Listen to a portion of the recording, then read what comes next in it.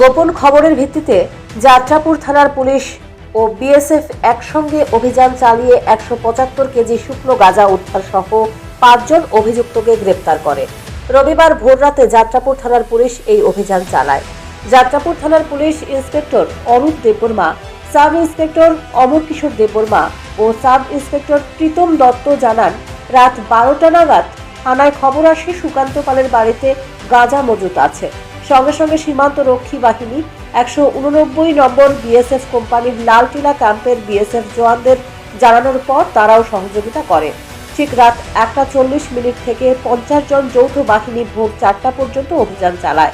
থানা এলাকার এডিসি ভিলেজের অন্তর্গত নাচনিয়া টিলার মাতামবাড়ি গ্রামের সুকান্ত পালের বাড়ির চতুর্দিকে ঘেরাও করে অভিযান চালানো হয়। দেখা গেল বাড়ির উঠোনে বসে বেশ কয়েকজন শুকনো গাঁজা প্যাকেট করার কাজ চলছে। যদিও পুলিশের আঁচ পেয়ে অতর্কিতে পালিয়ে যেতে উদ্যত হলেও শেষ পর্যন্ত 5 জনকে পাকড়াও করা হয়।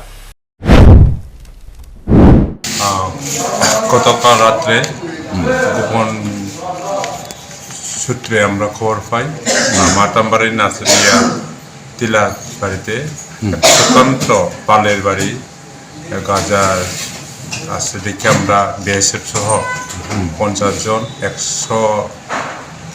170 বিএসএফ সহ আমরা দাহ করি।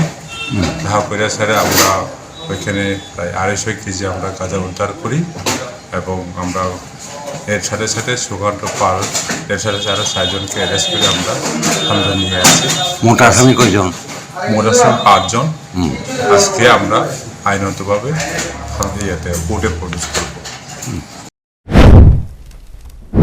অভিযুক্ত 5 জনের মধ্যে রয়েছে সুকান্ত পাল, বাড়ির মালিক, ভবতোষ সূত্রধর আবুল কাশেম, মির্জাহান মিয়া, জয়নাল আবদিন।